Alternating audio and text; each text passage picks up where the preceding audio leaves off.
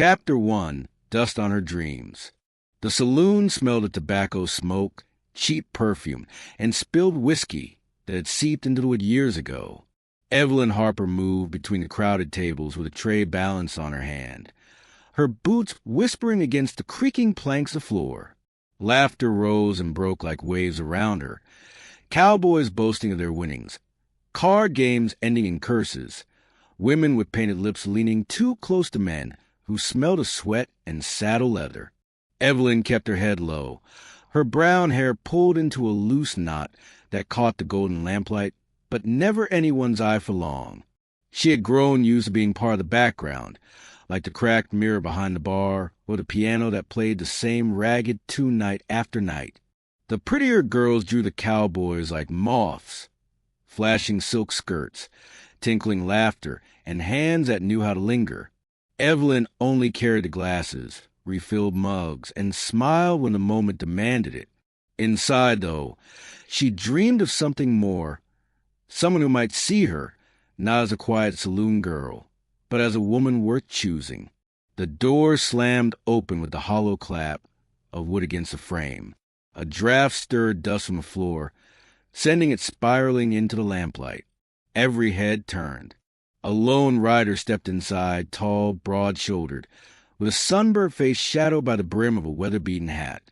His boots hit the board slow and steady, spurs clinking in rhythm like a clock marking the moment. He moved with the kind of quiet confidence that made the room hold its breath. "Evening, stranger," called out a dealer from the far table, though his voice wavered with caution. The cowboy, Daniel Boone, though Evelyn would only learn his name later, gave a polite nod and made his way to the bar. The women with painted lips leaned forward, batting lashes, offering smiles as bright as lantern flames. Evelyn lowered her gaze, busying herself with the empty glasses on her tray, telling herself not to notice the stranger's presence, not to hope for something foolish. But when she set a fresh mug down at the bar, his hand brushed hers. Not accidental.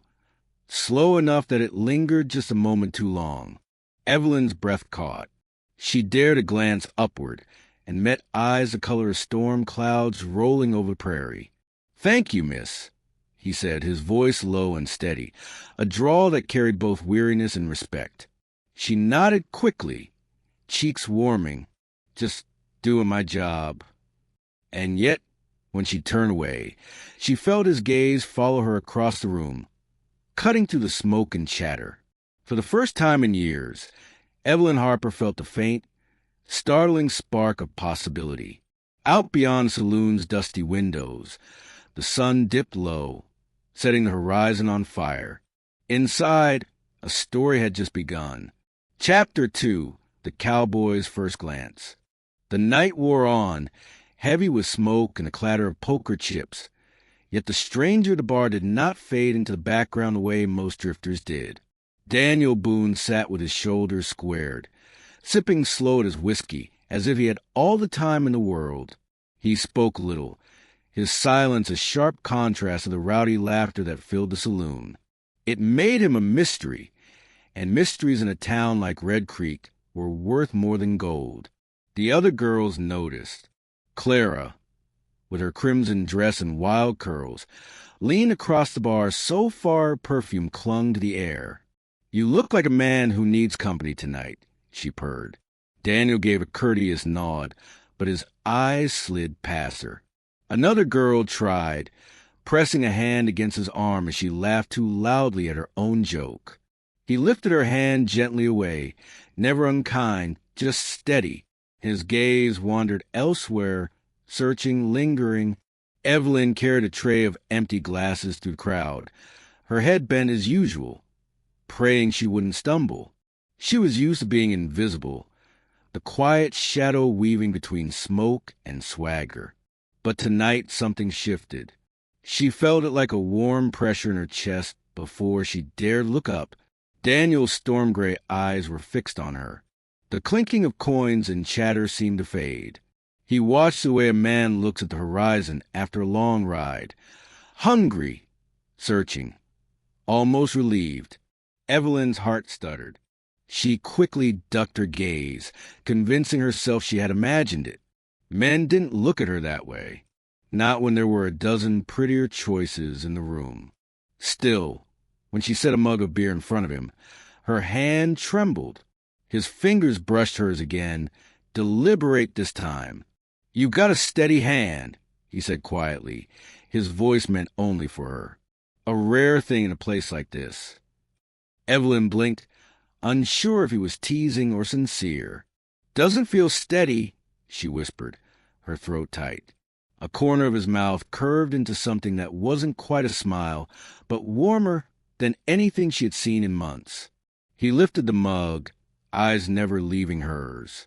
"Feels steady to me." Heat rushed through her, leaving her rooted there longer than she should have been. She stepped back quickly, nearly colliding with Clara, who hissed under her breath, "Don't go dreaming, Evie.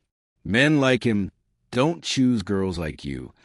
Evelyn said nothing, but as she returned to her rounds, she felt his gaze on her again, steady and unshaken. Outside, the prairie wind howled against the shutters, carrying with it the lonely cry of a coyote. Inside, beneath the lantern glow, a bond had sparked, quiet, fragile, but undeniable. And Evelyn Harper, for the first time, wondered if perhaps fate had finally turned its head her way. Chapter 3. Shadows on the Horizon. By the next week, Daniel Boone had become the most spoken of name in Red Creek. Some said he was a rancher from Montana with land, so white a man could ride 3 days and never see the end of it. Others swore he was an outlaw running from blood debts, a revolver on his hip for every soul that hunted him. In saloons and back alleys, rumors grew like weeds, watered by whiskey and envy. Evelyn heard it all while carrying trays from table to table, her ears catching pieces of conversation she pretended not to hear. Yet when Daniel sat at his usual place at the bar, calm and unbothered by the gossip swirling like dust around him, she found herself drawn closer each night. One evening, when the crowd had thinned and the piano player's tune had slowed to a lazy waltz, Daniel caught her eye. "You ever get tired of carrying everybody else's burdens?" he asked softly, sliding his empty glass toward her. Evelyn froze, her fingers brushing the rim. "They're just glasses," she murmured. He tilted his head, storm-gray eyes narrowing with the faintest of smiles. "Ain't what I meant." Her throat tightened. No one ever asked her what she carried inside, only what she could carry with her hands. She didn't know how to answer, so she busied herself wiping the counter, her heart thrumming like the piano's chords. From the corner, Clara and 2 of the other girls watched, whispers sharp as knives. Clara's laughter rang out suddenly, brittle and loud. "Careful, Evie. A man like Boone don't look twice at plain saloon girls. Not when he can have better." The words sliced through Evelyn, her hand stilled on the rag, cheeks burning as the other girl smirked. She wanted to vanish, to melt into the smoke and shadows. But Daniel's voice cut clean through their mockery. "Plain," he said, his tone low, steady as a drawn revolver. He set his glass down with finality. "Don't reckon I see anything plain about her." Silence fell across that stretch of the bar. Clara's smile faltered, her painted lips pressing thin. Evelyn's breath caught, though she dared not look at him for fear the whole room would see the storm of emotion in her eyes. The moment passed quickly, too quickly, but the words lingered, echoing louder than the piano's fading tune. That night, as Evelyn walked home beneath the wide, star-pocked sky, her hands trembled not with weariness, but with something far more dangerous, hope. Yet shadows stretched long across the prairie, and she could not shake the feeling that Daniel's past, whatever it truly was, might soon ride into town and test everything she had only begun to dream. Chapter 4. Gunfire and Choices. The saloon was packed that night, the air thick with tobacco smoke and the scent of sweat and whiskey. Outside, the prairie wind rattled the shutters, but inside the piano hammered a frantic tune, spurred on by cowboys cheering at their card games. Evelyn wove between tables with a tray, her senses attuned to the steady presence of Daniel Boone at the bar. He hadn't said much that evening, but she could feel his gaze follow her, a quiet protection she dared not admit she craved. Then the door slammed open. The piano cut off mid-note. Dust spiraled inward as 5 hard-eyed men stepped through, revolvers glinting in the lamplight. Their coats were travel-worn, their expressions sharp with the hunger of men chasing vengeance. The tallest, with a scar slashing across his cheek, scanned the room like a hawk circling prey. His eyes landed on Daniel. "There you are, Boone," the scarred man spat, voice carrying over the hush. "Thought you could run from us forever?" Daniel's jaw tightened. Slowly he stood, the wood beneath his boots groaning under his weight. "Didn't run," he said evenly. "Just got tired of looking at you." The word struck like flint. In an instant, hands flew to holsters. Evelyn's breath seized in her chest. She pressed herself against the bar, heart hammering as the room erupted. Gunfire cracked like thunder. Glass shattered, whiskey spraying the air. Patrons dove under tables, screams ripping to the haze of smoke and dust. Daniel drew faster than thought, his revolver spitting fire as he took cover near the bar. 2 men fell, but more advanced, bullets splintering with inches from Evelyn's head. "Stay down," Daniel barked, his body shifting to shield her. He pressed her low against the bar as another shot whined past, grazing his sleeve. Evelyn's breath came in ragged gasps.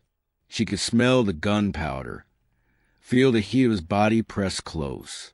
Fear burned through her. Yet deeper still was something else, a desperate realization that she could not bear to lose him. Not now. Not when she had only just begun to feel alive in his gaze. The scarred man fired again, his bullet slamming into a whiskey bottle that exploded above them. Shards rained down. Daniel pushed her further under the counter, his own shoulder catching the sting of glass. With a grunt, he surged upward, returning fire. The scarred man staggered, then fell, his revolver clattering to the floor. Silence followed, broken only by the creak of the piano player's bench as he dared move again. Smoke hung heavy, the saloon littered with broken glass and overturned chairs. Daniel exhaled hard, lowering his weapon. Evelyn rose shakily, her hands trembling as she reached for him. Blood trickled down his arm where glass had cut deep, but his eyes, steady, storm gray, found hers. "You all right?" he asked, voice rough. She swallowed, tears burning her eyes. I thought I'd lose you." His hand brushed her cheek, gentle despite the blood. "Takes more than that to keep me from you." In that moment, amidst the wreckage, Evelyn Harper's heart made its choice. Chapter 5. The Woman He Chose. Morning light spilled through the broken saloon windows, catching on the jagged glass that still clung to the frames. The place bore the scars of the night before. Bullet holes punched through the walls, overturned tables. The piano silent where one of its legs snapped. Red Creek buzzed with gossip. Folks leaning against posts and whispering of the gunfight, of Daniel Boone's deadly aim, of the mysterious saloon girl who had been at his side. Evelyn wanted to vanish. She scrubbed at the bar with a rag, though the stains would never come out. Whispers trailed her wherever she went, some curious, others sharp-edged. Clara, her crimson dress as bright as ever, perched on a stool nearby, lips curved in a knowing smirk. "Enjoy your moment while it lasts, Evie," she drawled. "Men like him don't settle for shadows. They burn bright, then move on." Evelyn's throat tightened, but before she could answer, the saloon door swung wide. Daniel Boone walked in. He bore the marks of the fight, his sleeve torn, a bandage wound around his arm, but his stride was steady, each step echoing against the wooden floor. Conversation died as every head turned. The girls straightened, their laughter blooming like flowers eager for sun. Clara slid from her stool, smoothing her skirts, her smile sharp with expectation. Daniel didn't so much as glance at her. He crossed the room with that same unshakable calm, his boots heavy, spurs clinking like a heartbeat, past the gamblers, past the crowd of women leaning forward, past Claire with her outstretched hand. He walked straight to Evelyn. She froze, rag clenched in her fist. Daniel. He stopped before her, the whole room holding its breath. Slowly, he reached for her hand, callous fingers closing around hers with certainty that left no room for doubt. His storm-gray eyes softened, and his voice carried steady through the silence. "Evelyn Harper," he said, "I've ridden through storms and gunfire, but it's you I'd ride through fire for." A gasp rippled through the room. Clara's smile faltered, her hand dropping uselessly to her side. Evelyn's chest tightened so fiercely it hurt. Her eyes blurred with tears she could no longer hold back. You can't mean me," she whispered, her voice trembling. Daniel leaned closer, so only she could hear the grit of his vow. "I've never meant anything more." Her rag slipped from her grasp, falling forgotten to the floor. In its place, her hand gripped his with desperate certainty, as if letting go would break the fragile dream made real. Applause broke out from somewhere in the back, uncertain at first, then swelling as others joined. But Evelyn barely heard. In that moment, beneath the eyes of the town, she was no longer invisible. She was chosen, and for the first time in her life, Evelyn Harper stood tall. Chapter 6. Sunsets and New Roads. The prairie stretched wide and endless, the kind of land that swallowed up the past and offered nothing but sky and horizon. Evelyn Harper stood outside the saloon that had caged her dreams for so long, the dust of Red Creek swirling around her boots. Behind her, voices murmured, curious, disbelieving, some even jealous. But she didn't look back. Her eyes were fixed on Daniel Boone, who stood by his horse, saddling the bay stallion with calm, practiced hands. "Sure you're ready to leave all this behind?" he asked, his voice carrying low, steady against the restless wind. Evelyn hesitated only a moment. She glanced back at the saloon, at the windows smudged with smoke, the porch where she had spent years watching sunsets slip away without her. For so long, she had believed herself destined to remain invisible, a shadow among painted smiles. But that chapter of her life had closed. "I've been ready my whole life," she said, her voice firmer than she expected. Daniel's gaze softened, a storm breaking into calm. He extended his hand, palm roughened by reins and rope, yet steady, sure. Evelyn stepped forward and placed her hand in his, climbing into the saddle behind him. Her skirts brushed against the leather, and her heart raced with a strange mixture of fear and freedom. The townsfolk watched, some whispering, others simply silent, as the pair rode down the main street. Clara stood on the boardwalk, arms crossed, her painted lips pressed in. Evelyn met her eyes for a fleeting moment, but instead of shame, she felt only strength. Clara could keep the shadows. Evelyn had chosen the horizon. The stallion's hooves struck a steady rhythm against the dirt road as Daniel guided them beyond the edge of town. With each stride, the buildings grew smaller, the desert wider, until Red Creek was nothing but a smudge against the fading light. The sky burned in shades of gold and crimson, the sun dipping low, casting long shadows across the sagebrush plains. Coyotes howled somewhere in the distance, their cries carried on the wind, wild and untamed. Evelyn pressed closer against Daniel, her arms circling his waist. She could feel the strength in him, the steadiness that had shielded her through gunfire and shame, and for the first time she allowed herself to believe, truly believe, that she was worthy of being chosen. Daniel glanced back, his voice a low promise. "Out there's a ranch waiting, land that needs hands, a house that needs warmth. But more than that, it's a life I want to build with you." Her throat tightened with emotion. She laid her cheek against his back, letting the wind sting her eyes. "Then let's build it," she whispered. The horizon swallowed them whole, two silhouettes riding into a new beginning. And as the sun bled into the earth, Evelyn Harper knew the truth at last. The dusty roads of the Wild West had never been meant to bury her dreams, only to carry her toward the love she thought she'd never have.